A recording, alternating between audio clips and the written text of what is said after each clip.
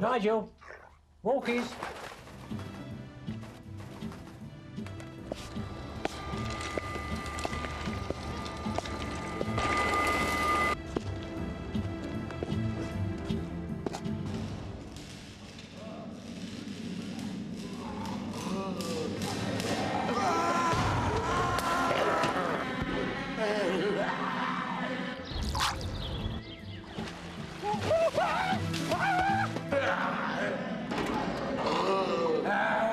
I don't seem to be able to keep my food down nowadays.